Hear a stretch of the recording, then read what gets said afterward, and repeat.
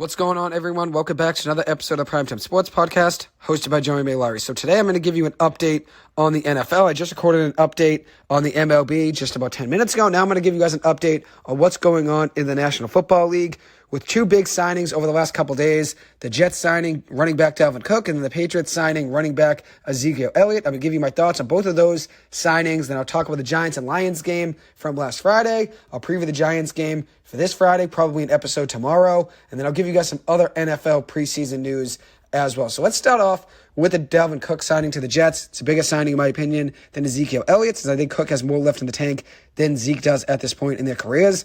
Cook signed a one-year deal up to $8.6 million with the Jets. He wanted to be a Jet and also did say he wanted to play with Aaron Rodgers. So even if the Patriots did offer him more money, it is likely he still would have chose New York. It came down to the New York Jets and the Miami Dolphins. Miami was a team that was the favorite right away when he was let go by the Minnesota Vikings. It ends up being the Jets that find a deal with him 1 year up to $8.6 million. He's still a very productive and dynamic back. He had a 53 and an 81-yard rushing touchdown last season, so he still has speed and has game-breaking ability. 53 yards and an 81-yard rushing touchdown last year, and then also did add in a 64-yard receiving touchdown as well. He played in all 17 games last season for the Vikings, stayed healthy the entire year. Something he has struggled with in the past is injuries, but he was healthy all last year.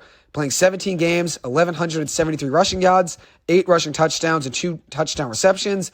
Also adding in 1,000 rushing yards in 4 straight seasons. The Jets offense is ready to roll, so now adding in Cook just makes them even better. Their skill positions are elite. If you look at what they have at running back and wide receiver, they're very deep, and also have Aaron Rodgers as a quarterback. But I think their offensive line could be an issue, as alluded to by head coach Robert Saleh and Hard Knocks. It seems like the offensive line is something that could hold them back from getting to where they want to. I still think they're going to be a good team, though, nevertheless.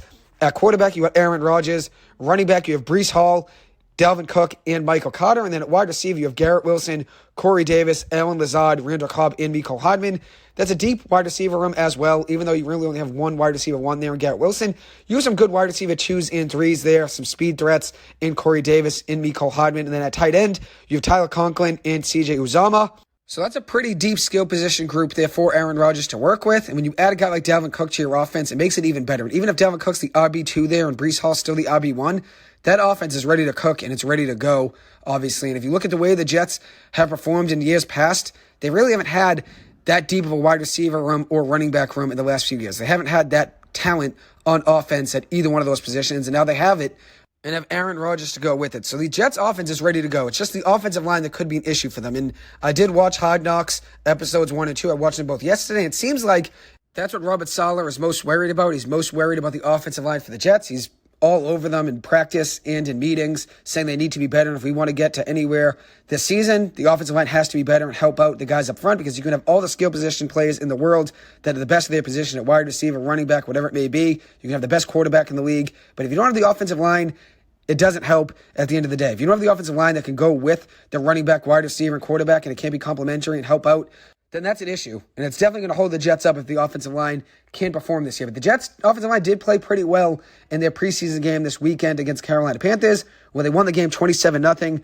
The Jets had 333 yards on offense. Carolina only had 165. Zach Wilson performed very well. He's been balling. And I said that having Aaron Rodgers as an example and a guy to look up to in the quarterback room could help him. And I did say as well last week that Zach Wilson's too talented to completely give up on. I still think he's a chance to start elsewhere in his career at some point. And he looked very good in their preseason game against Carolina. 14 of 20 passing, 123 yards, a touchdown. Looked very calm in the pocket, had a lot of poise. And you can tell the pressure's off him now with him being the backup quarterback. They're not really asking too much of Zach Wilson. And it's obviously showing in his game. He's playing fearless and just going out there and balling, not really thinking much. And when you have the backup quarterback position that Zach Wilson has, and you're really just learning from Aaron Rodgers, that's the best of both worlds. It seems like Aaron Rodgers is a better teammate, especially with what I've seen in Hard Knocks. It seems like he's a better teammate than you'd expect, especially with him saying to guys like Mekhi Becton, like, hey, let's get lunch this week. Let's talk. Rodgers is really trying to form a relationship with everybody on the team, it seems like. He's trying to develop a relationship with offensive linemen, wide receivers, running backs, all his teammates. He's teasing them in practice, whatever it may be. It seems like he's really enjoying his time in New York. And I think at the end of the day, He loves being in the spotlight. I think you saw that in Green Bay, a lot of his interviews and stuff. He likes having the attention on him. But I think New York's the best place for him with all the spotlight that he's going to get. At the end of the day, I think Hard Knocks was great for him as well. It seems like he's really enjoying it. He's talking to the voice of Hard Knocks as well during practice in the last episode. You can really tell he's enjoying the experience of being a New York Jet. And obviously he's going in there with expectations to win a Super Bowl. So we'll see what the Jets do this season. But I like what I've seen in Rodgers as a leader. It seems like he's a better teammate than you'd expect.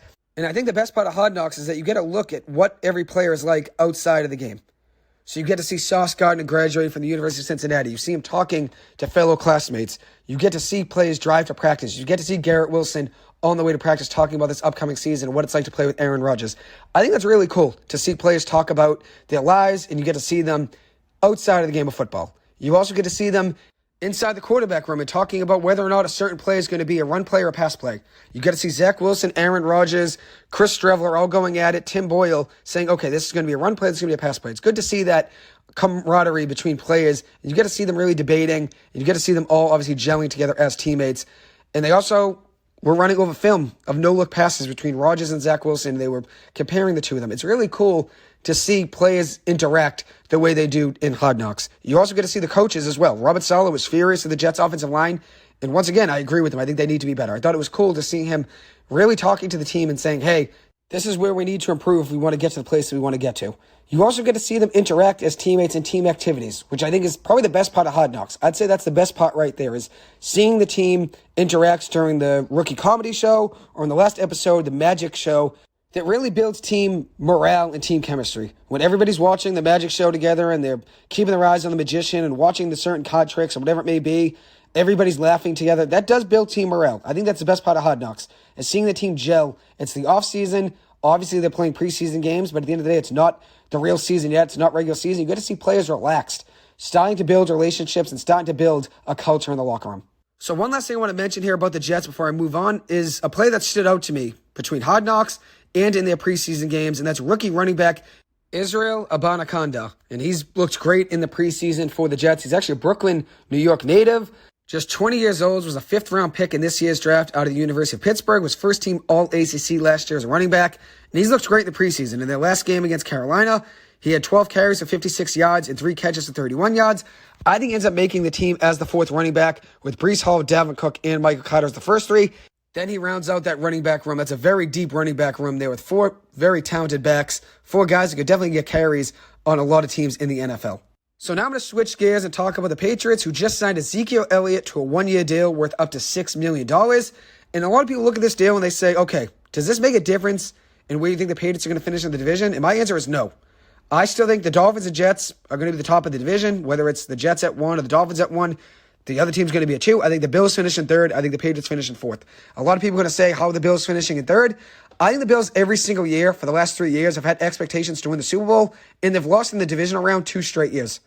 So now it brings into question, what if Stephon Diggs gets upset at them continuing to lose and be upset so early in the playoffs?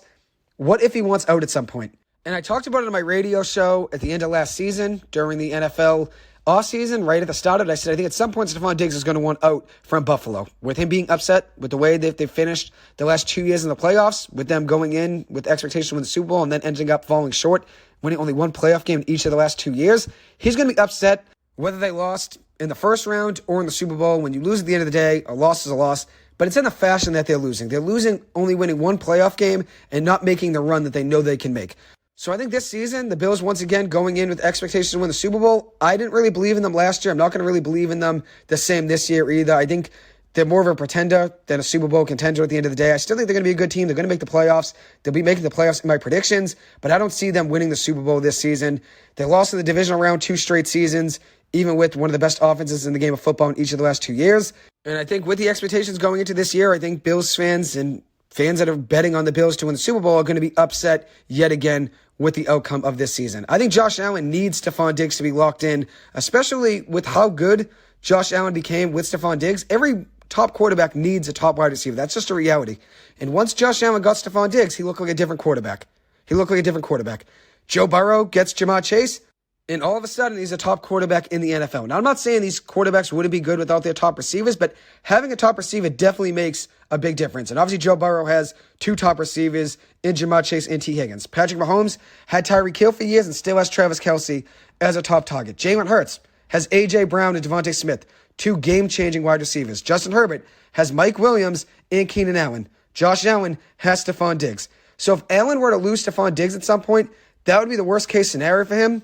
It would definitely have a negative effect on their championship contending window that they're in right now. We'll see what happens with the Bills. I'm going to give you guys my full predictions in just about a week or so, where I'll break down every team in the NFL and give you my win and loss record predictions. But I have the Bills finishing third in the division this year in the AFC East. I think the Dolphins and the Jets are both better. And I think even though the Bills have high expectations right now in a lot of people's eyes to win the Super Bowl, I think this year could be another disappointing end to the season for the Buffalo Bills. They'll still make the playoffs, but I don't think they're going to reach the Super Bowl like everybody has thought for the last couple seasons. So I know I got further away from what I wanted to talk about there. I wanted to talk about Ezekiel Elliott signing with the Patriots, and my question was, does it change where I think the Patriots are going to finish in the division? And the answer is no. And obviously, I just went on a tangent there, talking about the Buffalo Bills and where I think the Jets and Dolphins stand in the division.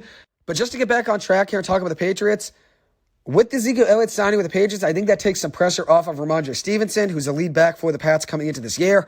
The Patriots really didn't have any other viable backup running back option, especially with Damian Harris leaving to Buffalo. The Patriots needed a backup running back to take some of the stress off Stevenson, and I think Zeke does help with that. But I don't think Zeke has much left in the tank besides short yardage and goal line situations. If you look at last season, he averaged 3.8 yards per carry, 876 rushing yards, and 12 rushing touchdowns. Only 2 of his rushing touchdowns from last season were 10-plus yards. He had a 10-yard rushing touchdown last year and a 14-yard rushing touchdown last season. So only 2 of his 12 touchdowns were 10-plus yards last year. He had 7 touchdowns from the 1-yard line and 1 touchdown from the 2-yard line. So 8 touchdowns inside the 2. And he only reached 1,000 rushing yards just one time in the last 3 seasons. He's only reached 1,000 yards on the ground just one time in the last 3 years. So he's not the back that he once was at the beginning of his career. And obviously Dallas saw that. They didn't want to pay him. He obviously got that monster contract a few years ago. They ended up wanting to move on from him. They get Tony Pollard in there. Pollard ends up being a younger back that they can build around a little bit more in that offense. Obviously, he's better in the pass game than Ezekiel Elliott is. Zeke still doesn't have a big name, so obviously the Patriots now get a little bit of sizzle in their offense. You add a guy like Zeke, there's going to be more buzz around your offense, considering Zeke was a top running back in the NFL at one point, but he's not the back he once was. He's really only a short yardage and goal line back, and he might help you in those areas, but he's not going to be the back he once was at the beginning of his career. He's been aging over the last few seasons, and I don't think he's turning back time. His over-under right now is 425 rushing yards on the season, according to DraftKings. And even though I think he could go over that this upcoming season, I don't think he's turning back time, and I don't think he's going to be the running back that he once was at the beginning of his career. I think the Patriots need more help at wide receiver, and then also needed even more help at offensive line. I think the offensive line was a bigger need than the running back position, and the Patriots just continued to ignore the offensive line. They just chose not to draft offensive line in the draft this past season, and I think that is a bigger need than a running back is, especially an aging running back like Ezekiel Elliott. So now I'm going to move on and talk about the Giants and how they performed in their preseason game last week against the Lions. The Giants ended up losing that game 21-16 on Friday night. I didn't get to watch the entire game, unfortunately, since my stream didn't consistently work. But from what I saw, the Giants did play hard in that game. One thing that did really stand out was the offensive line did struggle in the snaps that I saw. One positive note was John Michael Schmitz, rookie center for the Giants. He looked very good at the center position, but the offensive line as a whole did struggle. And the Giants had backups in the game. No real starter really started for the Giants. Evan Neal is still coming back from a concussion. He's a guy that definitely could use more snaps in the preseason, but he didn't get to play in last week's game against Detroit. The offensive line did struggle. But for positive notes, John Michael Schmitz, and then in the defensive backroom, Giants starting safety Jason Pinnock played a couple drives and stood out right away from play one, getting an interception on the first play of the game, had another pass breakup on third down, and a tackle for a loss. He looked great in 2 drives. And then 2 other defensive backs that stood out, Trey Hawkins and Deontay Banks, both rookie cornerbacks for the Giants. They both played very well. Banks played great against Jameson Williams. He had 22 coverage snaps in the game, 3 targets, no catches allowed, and a 39.6 passer rating allowed per PFF. And then Trey Hawkins targeted 6 times in the game, gave up just 30 yards, and also had 5 tackles. He looked very good. So those 3 guys there between Pinnock, Hawkins, and Banks all looked very good in the defensive backfield. At quarterback, Tommy DeVito played most of the game for the Giants, an undrafted free agent quarterback out of Illinois, also played for Syracuse as well during his college career. I liked what I saw out of DeVito. He was 15-24 passing, 62.5% completion percentage, 155 yards and a touchdown. Did throw a dime of a touchdown pass, a 14-yard pass to former Boston College tight end Tommy Sweeney. He did also throw an interception on the last play of the game. It was 4th and long with pressure coming from Lions defensive lineman Julian Okwara. There was bad protection on the play by Wyatt Davis, and DeVito just had to get rid of it. Obviously, on 4th down, you just got to get rid of it. You don't want to take a sack on the last play of the game. It's worth a shot just throwing it in the air and seeing if anybody can get it. That obviously wasn't the case. Ends up being intercepted, but I thought DeVito played pretty well. He's obviously fighting for a spot as a practice squad quarterback for the Giants. Tyrod Taylor didn't do much in his limited snaps as the backup quarterback for the Giants. He did start this game against Detroit. Was 3 of 4 passing with 7 passing yards and 2 carries for 7 yards. He has the backup position pretty much locked up, so he didn't really seem like he was playing for much in the game. The Giants' run game did struggle, and that's because of the offensive line. James Robinson, 6 carries for 9 yards. He had a bad game. Eric Gray, rookie running back out of Oklahoma, 5 carries, 9 yards. He had a rough game. Jayshon Corbin was one of the bright spots of the running back room for the Giants. The only bright spot, I should say. 3 carries for 40 yards, including a 33-yard run during the game. He's a guy that could make the roster potentially. We'll see what happens with James Robinson and Matt Breida and Gary Brightwell. 2 of those 4 guys between Robinson, Breida, Brightwell, and Corbin are going to make the roster. I think Corbin's probably still a practice squad candidate as of right now. But there is a chance if he does have a good game tomorrow night, there is a chance he does make this roster. And we'll see what happens with Gary Brightwell.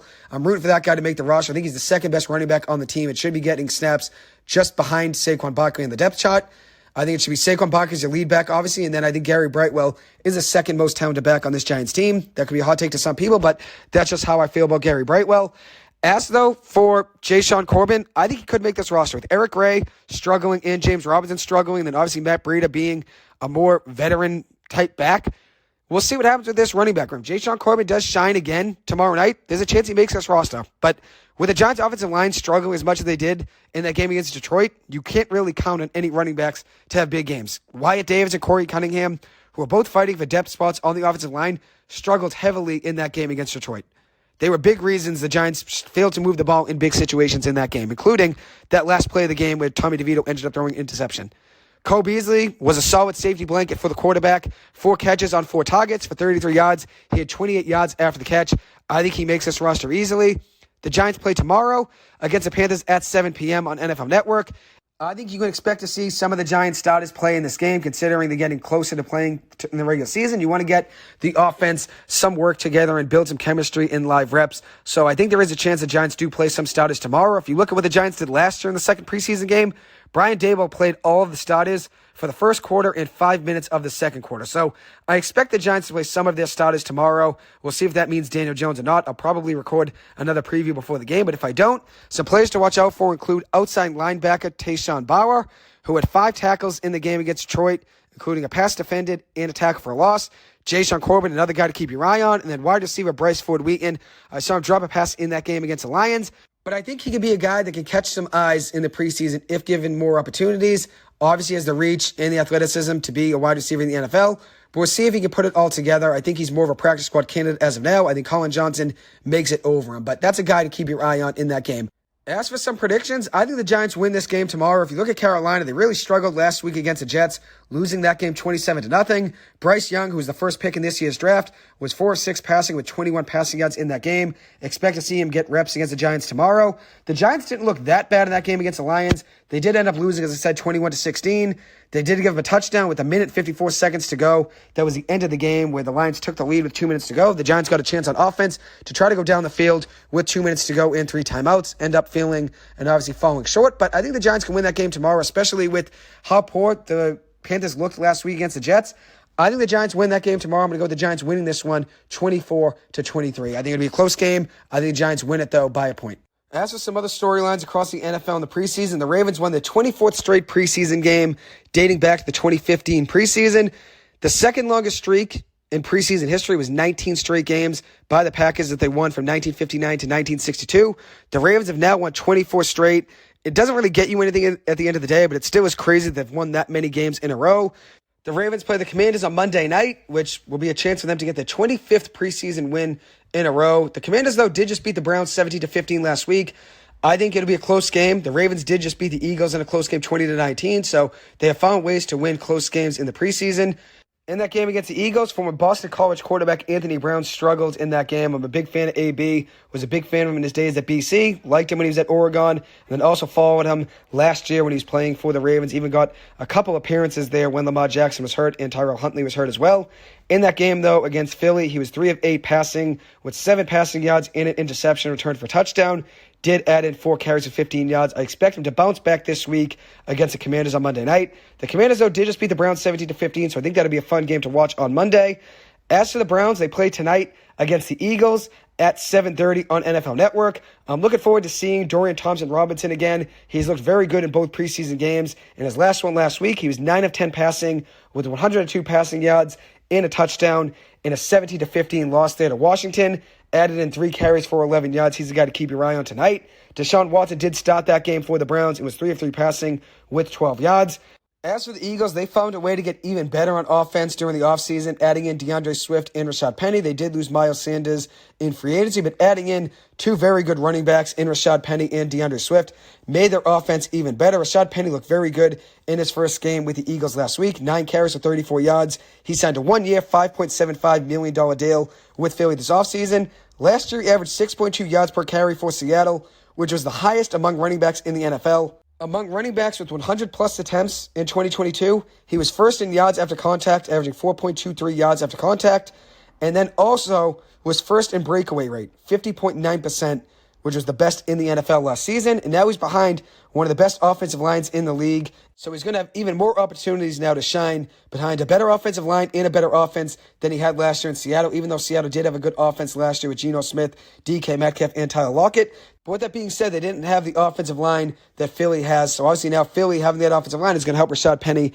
have an even better season this year. So I think he could be a guy that you should watch out for. I think he's a very underrated fantasy addition to your lineup this season in fantasy football. And one last thing I want to mention here about Rashad Penny before I move on is that he actually averaged 0.23 forced missed tackles per carry last season. 0.23 forced missed tackles per carry last season, which was 11th best in the NFL, behind the 19th ranked run block offensive line in the Seattle Seahawks. Rashad Penny's always been good at forcing missed tackles. He actually led college football in 2018 with 86 missed tackles he forced. 86 in that 2018 season. And now he's going to an offense that added DeAndre Swift as well. The Philadelphia Eagles offense is ready to roll even more this year than they were last year. And Rashad Penny's a guy to keep your eye on. A very elusive back that forces missed tackles and can definitely do big things. Now he's going to be on an offense that is one of the best in the game of football. He's definitely a guy to keep your eye on this year in fantasy football, especially as a sleeper pick later in the draft. So now I'm going to transition to talking about the Washington Commanders for just a second, who are still unsure who their Week 1 starter is going to be. I'd imagine it's going to be Sam Howell. He was 9 of 12 with 77 passing yards and a touchdown in his last preseason game against the Browns, including a 26-yard touchdown strike to second-year wide receiver Jahan Dotson. In that game, Jacoby Brissett did get snaps as well. He has a lot of experience, but I think the Commanders would benefit more from going with a younger talent like Sam Howell to see what they have in him before going to a veteran guy like Jacoby Brissett. Maybe they have something in Sam Howell, and then they keep Brissett just as the backup quarterback there, just to have another eye in the quarterback room to give him a little bit of mentorship there. I think Sam Howell would be the better guy for them to start. Maybe you see if you have something in Sam Howell. If you don't, you go back to the drawing board next year in the NFL draft and maybe try to draft a quarterback early. Jacoby Brissett in that game was 6 of 10 passing against the Cleveland Browns with 75 passing yards and interception, and added in 2 carries for 16 yards and a rushing touchdown. One play that stood out to me in Week 1 of the preseason last week was Saints wide receiver A.T. Perry, who was a 6th-round pick out of Wake Forest to the New Orleans Saints. He's a 6'3", big receiver who can go up and get it. He's a guy that definitely caught some eyes in that game, as I said, going out there and absolutely bowling out, having 6 catches on 6 targets for 70 yards in that game. Michael Thomas did play in that game for the Saints, just had 1 catch for 16 yards. He's a guy that's been so injury-prone over the last few seasons, so you really can't rely on him to be the wide receiver 1 of that offense. I'd expect Chris Olave to still be the top receiver in that offense, even if Michael Thomas is healthy. But that's going to be an interesting offense there in New Orleans. Derek Carr at quarterback, Alvin Kamara, Jamal Williams, Michael Thomas, Chris Olave, A.T. Perry. That's going to be an interesting offense to watch this upcoming season. I hope Perry does get some snaps on that offense in the regular season. I think he could be a guy that could be a difference maker for that team. So now I'm going to move on to my final segment, and that's talking about the 2024 Super Bowl halftime show. Taylor Swift got the offer to be the 2024 halftime performer, and she ends up declining that. But a lot of people are talking about it on Twitter. I don't think anybody's realized she's going to be in Tokyo from February 7th to February 10th. And that's part of her Worldwide Eras tour, so that's a reason she's not going to be able to do the Super Bowl. The Super Bowl is like a week or two of preparation for the halftime show, and obviously being in Tokyo, a different time zone, and then having to fly all the way across the world to come back for the Super Bowl the next day on February 11th wouldn't obviously make too much sense. And then you factor in how busy she's been, obviously, with the Eras Tour over the last few months. And then you also do add in the fact that she also is still re-recording albums, still has another 2 albums to re-record as well. So it makes sense with her declining the opportunity to be the halftime performer. And now I'm going to give you a suggestion. And if you know me, you know I'm a big One Direction fan, so it shouldn't be any surprise that my pick to be the halftime performer at the Super Bowl in 2024 is Harry Styles. Harry's at the top of the music industry right now, as is Taylor Swift as well, an absolute superstar, and I'd love to see him get this honor as the halftime performer at the Super Bowl. If you look at it, he's coming off an Album of the Year win at the Grammys in 2023 for Harry's House, so obviously he's very well respected in the industry, and always has been since his One Direction days as well. I'm hoping they do get together one day at some point. I think it is likely that they will be together one day, but it won't be right now because of how big Harry is on his own in his solo career. But I think Harry does deserve the honor to be the halftime Super Bowl performer this year in 2024. He is my pick. We'll see obviously what happens, but I just wanted to give in my thoughts before we end up knowing in the next few weeks who the halftime Super Bowl performer will be. Anyways, I will conclude this episode. Thank you guys so much for taking the time to listen to this. As always, I appreciate it and hope you guys have a good one. Thank you. Take it easy, and I'll see you guys in the next episode.